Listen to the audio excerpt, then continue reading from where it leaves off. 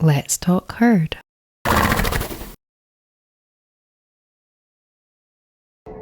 Hi, Kim. It's Hey, lovely to have Camille. you here. I'm delighted to be here. Thank you for asking. Yeah.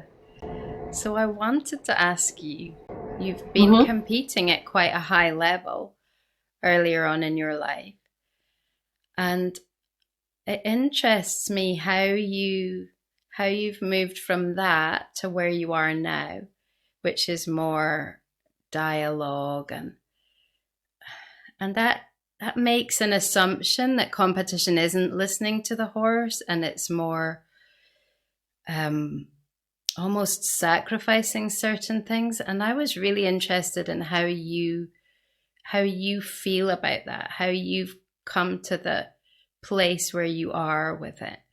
Because my experience with competition was that I couldn't really continue with it because it became too difficult to listen to the horse at the same time. And I'm interested if that's just the horses I was working with, or my path was different, or how do you feel about that now?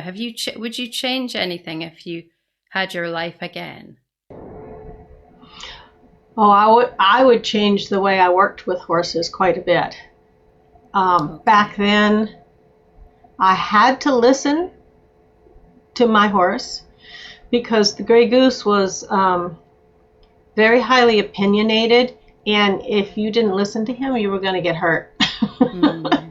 He dumped me quite a bit until I began to listen to him, and so I've had major teachers throughout all the horses that I've had, but he was the first one that really woke me up to different ways. And at the same time, there there were people like Sally Swift and Linda Tellington-Jones who were pioneers in their own fields of bringing Feldenkrais, the body working technique, to horses, Yeah. and helping them fine tune their nervous systems and find better balance on all four of their legs.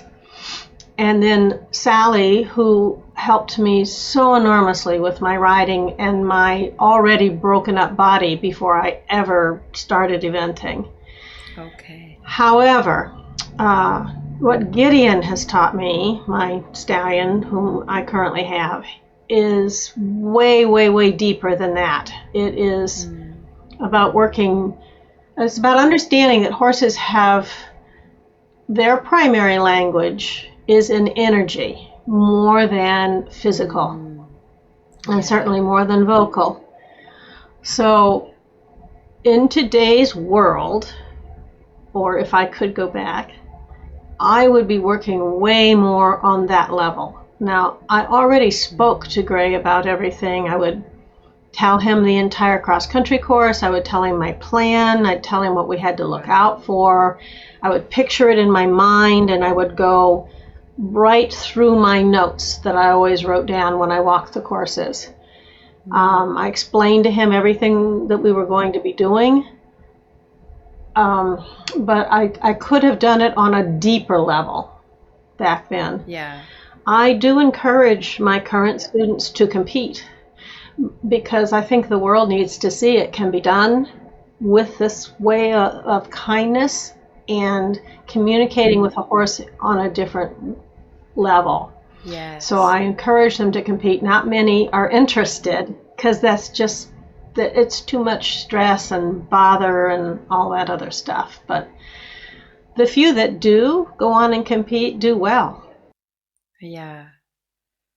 Yeah, that's really interesting. Yes. And do you find that there are ways of doing things that can kind of resolve the issues that seem to come up around competition? Like it felt to me like any kind of ambition or could so easily turn into pushing and not being able to give the horse enough time to develop and find themselves? Because it seems to me from my position now that we have this, we're already so certain of how much a horse can give, and it feels like it's a lot more than what they really would give if they were able, if they had the choice. So it's such a fine line. It's a difficult balance to find. Yes. Do you think that there are maybe just horses who are more, they're just better made for it, physically and mentally, maybe? Yes, absolutely. I think it's very important to make sure that your horse is on the same page with you. If you buy a horse for dressage, that's your goal. This horse is bred for dressage. They have the look for dressage. But then it's a young horse, and then you start training them in dressage, and they are like, no, let's go jumping. Okay. Then you need, well, this is what I did anyway. I always bought young horses. I bought long yearlings, like 18 months old, that had the right shape and breeding to do what I loved, which was eventing. And then as I began to develop them, if they showed me, like we brought over a beautiful mare, and she was really good all the way up through preliminary, and then it became very clear she just didn't want to do this anymore. She really liked the dressage. So I sold her to a dressage rider. Yes, and there was another horse who really didn't want to do eventing, but he was an amazing jumper, and he went to a jumper rider. And then there was one we brought over from England for our daughter, who should have been a great event horse, but all he really wanted to do was fox hunt. Okay. And so we found him a home with a fox hunter. Yeah, wow. So they must be on the same page with you, because otherwise I say this, I don't understand how anyone could have fun competing with a horse who was not into the same sport. Especially in eventing, because you have to be such a partner. Do you think that there are a lot of horses and riders who are working against each other, or do you think it really is that the intention attracts the right animal? Because I suppose my intention was always something, I was more concerned with just being a better rider. So I really didn't have that ambition that you need. And I think maybe if I had, I would simply have had, horses that were more adapted to it. So do you think it does work like that on a wider scale, or that there is a lot of, because it does seem to me that there is quite a lot of friction, or horses that are just kind of shut down or obliged, or, there's a lot going on that's, especially in dressage, it seems. Yes. Sadly, I completely concur with you. Somehow the paradigm of dressage has shifted from elegance and flow together into domination and control. Yeah. And watching how can I put this? I always continued. I had a dual ambition. I wanted to succeed in my sport, and I wanted to be the very best rider that I possibly could be for my horses. So I took lots of lessons with people who could help me that way, and who spoke a language that I could understand. So I'm a kinetic learner. I learn through feel. And Sally Swift taught through feel and visualization. Those are my two main learning methods. Yeah. So I would go to other instructors and I would say, I would help them teach me in the way I could learn. because they could talk to me all the day long and I'm not going to learn anything. But if they're giving me visualizations, or could you please put your hands on me and show me, or may I put my hands on you? Even Colonel Carde from the Cadre Noir, a very distinguished gentleman, he was very embarrassed. I hopped off of Gideon one day and said, I really need to put my hands on you. I am not understanding this. And I said to the audience, please excuse me. I know this is very, not normal. He was blushing. But then I understood. Yeah. So there, I think you can do both, but I do see an awful lot of miserable horses at all levels in all competitions. Yeah. So I think it's imperative that we learn to ride better, and that whole do it now, damn it paradigm needs to shift. Yeah, it seems to me that the basic problem is impatience. Like, we have to have everything yesterday. And it seems like horses they have a very particular timeline, that, a very particular rhythm. And it's just, it's not really particular, because it's just about their physiology and what they can cope with, and how their body works and how their mind works. And if we could just work with that a little bit more. And I suppose it's really about working to that rather than working to the result that we want for the competition.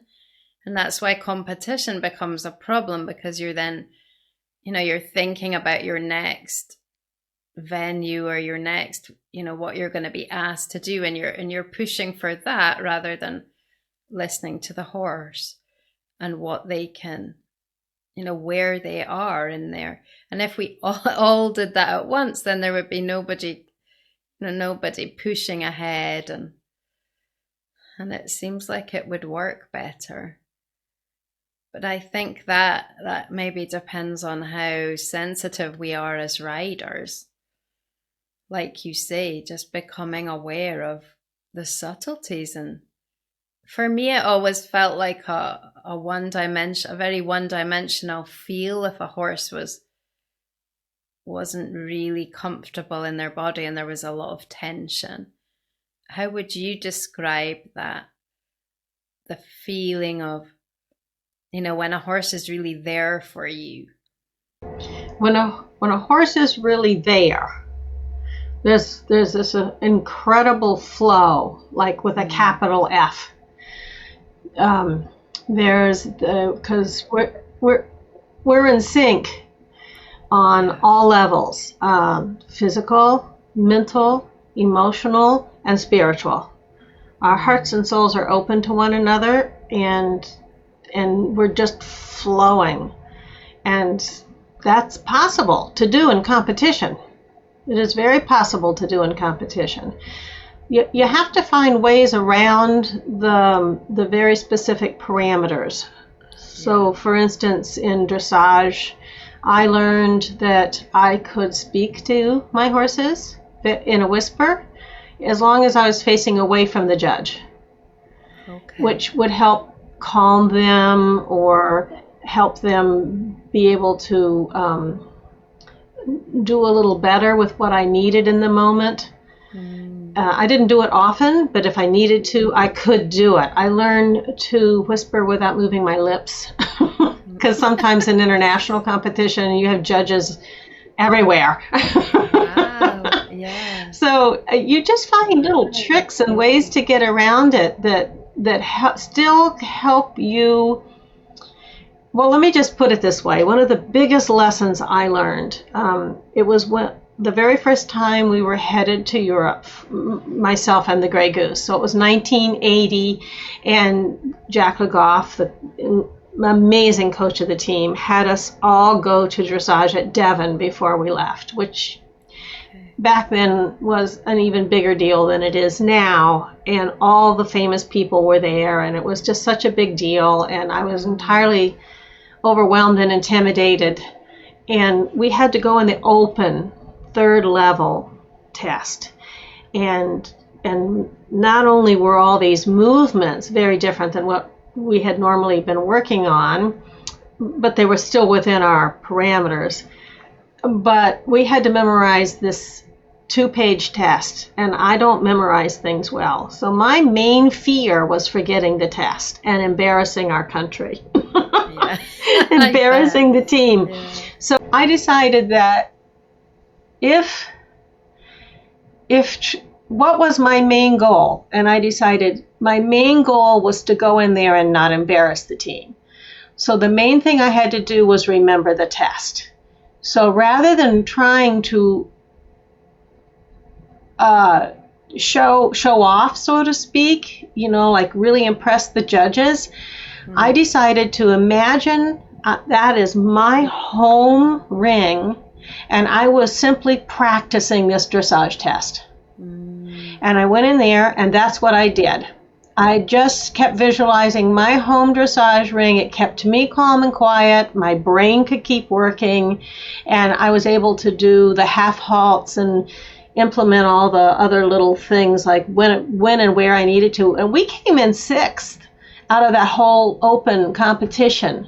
It was a huge lesson for me in how to cope with pressure and how to cope with desire, so to speak. We all want to do well, but we can't do well if we're nervous or anxious or over-striving. And I did that for the rest of our competitive career. I used that trick. Wow. So that way we were able to stay in the flow. You were ahead of your time, really, because those techniques weren't really understood very well then. And that's really impressive. They were just, yes. Well, I've always listened to my intuition, Camille. It's always been very strong with me, my intuition. And I just consider it a link to the divine. And who wouldn't listen to that advice? So I have always just asked for help, a divine help. I was like, I don't know what to do here. I need help. And then inspiration comes. Yeah, that is so powerful. And it's really amazing to me that you could do that, then when you were quite young in your life. Because I think, well, certainly for me, it's taken me up until now, really, to be able to just to be in the position to do that, just to understand how simple it is to do that, and how fundamental and how much support is there, and I love the way that you have a very open-minded approach, that you're not limiting, you're not really limiting what you do in this world, or putting it into boxes and saying I can and I can't do this. It's very inspiring. So I think we have a tendency to do that, in general, and in the horse world in particular, like you can't ride with a bit, and you can do this and you can't do that, and it gets very, it's a minefield, and people forget to go with their heart, which is, I think, as you say, the divine doesn't judge like that. It just comes through in whatever situation you're in at the time, and just helps you find that source wisdom in that place. Yes. And the horses have so much wisdom, deep wisdom. And when we listen to them, Gideon Goodhart he's a wisdom horse. He has an amazing ability to communicate with humans and to help people open their hearts and find that love that comprises the entire universe. That's the reason he came here. And early on, he would, when I first started him at 4.5, he would just stop when I would be trying to teach him something, and he'd look at me with an expression that clearly said, "This isn't working. It doesn't matter how many other horses it works on. It's not working for me. Go learn more." He has said that a lot to me in my life. Go learn more. And I would go to clinics, and I would come back, and I would, try things with him that I saw at the clinic. And because I only audited, I knew better than to take him. He's just too sensitive. And so I'd come back and try these things, and he'd say, "Oh, that works." And he'd say, no, you can trash that one. That's no good." But he never liked a noseband. He does not like anything over his nose. So I started riding him early on without a noseband. And I found when it came to competition, I could just explain it to him. We have to wear a noseband. These are the rules, but I'll make it very loose. And he was completely fine with that. Another time, I could never find a bit that he was comfortable with. He chomped and chomped and chomped and would not be steady on the rein. So 2 things were necessary. He finally got through to me that this whole paradigm of working with a horse's jaw to soften it is not the key to anything. First, you have to find a bit they're comfortable with. That's very, very, very important, to find a bit that they're comfortable with. And 2, one must have a very steady hand and arm and upper body. And then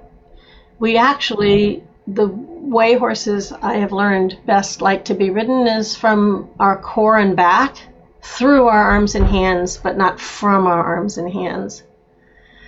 So when I learned to ride that way, which he directly taught me, I then had to find a bit that he liked, and they didn't make it yet, it turned out. But one day I walked into a tack store, and they had the bit that he kept showing me in his head. And I was like, "Oh my goodness, look, there's the bit." And she said, "Oh, we just got that in. It's brand new." I said, "Oh, I'm buying it." And I went and put it on him, and he's like, "Oh, thank God, it's about time." So we just have to pay attention to the little things that come through our mind. They're subtle, they're quiet. But when we listen, miracles can happen. That really resonates with me. It's what I call the dialogue. And it is subtle. It's just like, sometimes kind of simple things and sometimes bigger things. And I think it's very finely tuned for your particular situation. Like my mare, who didn't want to have any equipment at all. And she just, it took quite a while for me to be able to understand that, because it was so off track to what I was used to. But I'm just kind of going with it, and discovering how, because she's such a free spirit. So, but the most interesting thing that we've been discovering together recently is that she's incredibly conscientious, like incredibly aware of me because I get on, she invites me to get on her, and I sit on her at the moment, and we go into the herd, but she doesn't want to really do anything, because she's so sort of concerned for my safety. And that never even occurred to me really before. And I know people do talk about their horses that feel that way, but I don't think I've experienced that in quite the same way as how she is. And it really goes along with everything about her. So it's amazing. And I think the point is that it's very individual, and it's perfect for each relationship. And we don't need to make a rule out of it or say, you know, that's how you're supposed to do it, because there isn't. It's really diverse, and yeah, it's just amazingly, there's just so much potential for everything that we do. Yes. Yes.